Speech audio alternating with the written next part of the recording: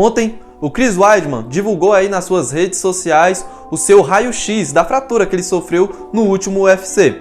E é sobre isso que a gente vai falar um pouco nesse vídeo. Mas claro, caso você não me conheça, eu me chamo Vinícius, sou médico em formação pela Escola Superior de Ciências da Saúde e caso você goste desse tipo de conteúdo, eu peço humildemente que você se inscreva no canal para ajudar aqui esse humilde produtor de conteúdos. Agora, antes da gente falar um pouco mais desse exame, eu quero pedir desculpas. Sim, eu errei. Isso porque, nesse primeiro vídeo que eu fiz falando sobre essa fratura do Weidman, eu disse que tinha quase certeza que ele tinha sofrido apenas uma fratura na sua tíbia e que a sua fíbula ela estava íntegra. Só que na realidade, como você pode ver bem aí, os exames de raio-x provaram o contrário. Tanto a tíbia quanto a fíbula foram fraturadas. E é sobre esse raio-x que a gente vai conversar um pouco hoje. Esse exame de raio-x ele mostra claramente que existe ali uma lesão tanto na tíbia quanto na fíbula de Weidman.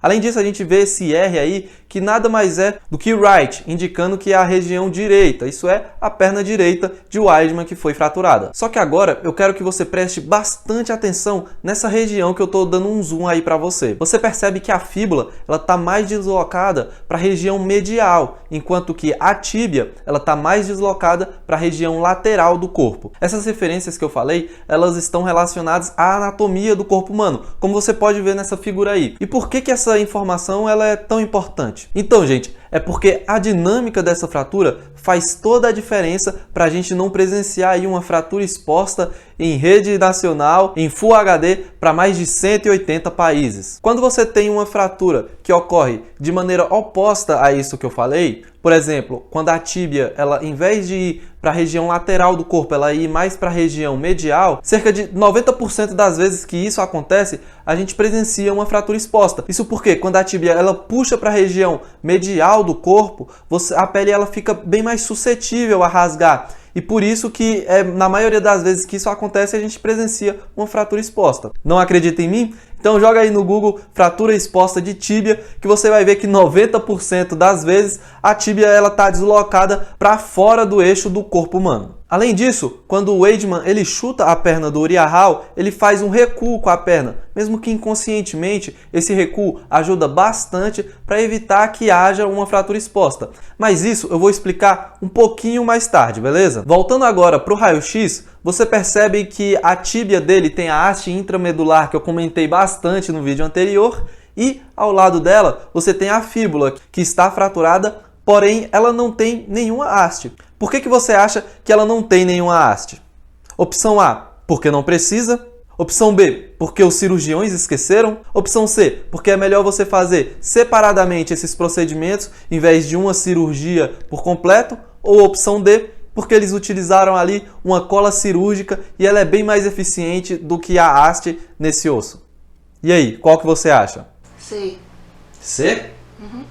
Eu acho. Então, gente, na realidade, não precisa. Se você lembrar do que eu falei lá no vídeo anterior, a fíbula ela não é tão necessária para a sustentação corporal. Isso significa que a responsabilidade de sustentar o seu corpo ela se dá majoritariamente pela nossa tíbia. Portanto, não há necessidade da gente colocar uma haste intramedular na fíbula. Não nesse caso. Além disso, tem uma observação muito interessante nesse raio-x. Presta atenção nesse zoom que eu vou dar aí. Você percebe que tem um fragmento de osso solto na perna de Weidman? É porque é assim.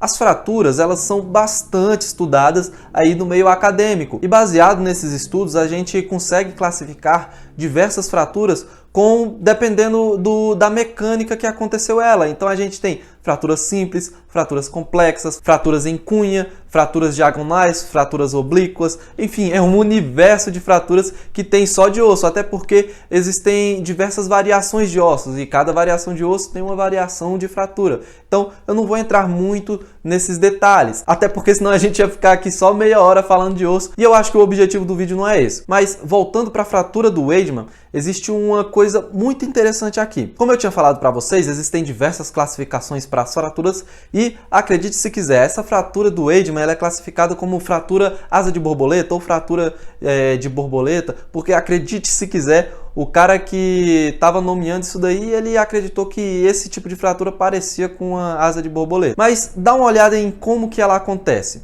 é o seguinte, aqui você percebe que a gente tem a tíbia e a fíbula ambas íntegras. O chute de Weidman, quando ele encosta na perna do Uriah Hall, ela tinha esse sentido aqui, o impacto nessa região. E como a força de recuo do Weidman foi no sentido oposto, gerou essa resultante, que formou esse estilhaço clássico na ortopedia, que para eles, como eu tinha falado aí para vocês, parece uma borboleta. Pode ter ficado um pouco abstrato essas relações de forças que eu acabei de falar, mas vamos dar uma olhada no momento da luta, que eu acho que vai ficar um pouco mais fácil de você enxergar isso, beleza? Olha aí. Aí você percebe a tensão do chute do Weidman.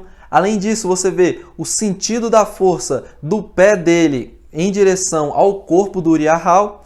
E também você percebe que existe um recuo, tanto do corpo dele após sentir o impacto e quebrar o osso, mas também tem a força resultante, que é em direção ao Uriah Hall, que faz a perna dele parecer uma borracha. Você tá vendo aí? Além disso, você vê que ao final do golpe, o Weidman ele tenta, infelizmente, colocar a sua perna lá atrás para fazer apoio para o seu corpo e ela torce ainda mais, como você pode ver aí na imagem. O bom é que essa relação de forças que eu falei para você, ela continua no mesmo sentido, na mesma direção, porém eu acho que muda a intensidade, até porque ele ele estava batendo na perna do cara e a outra ele está só apoiando no chão.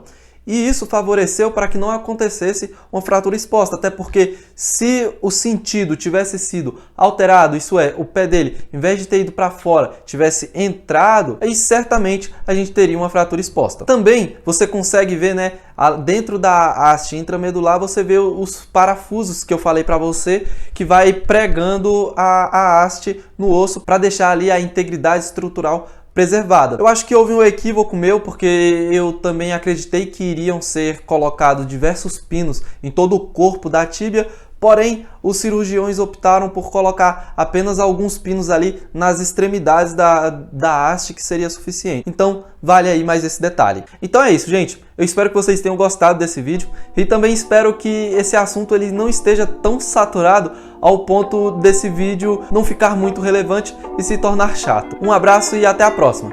Tchau!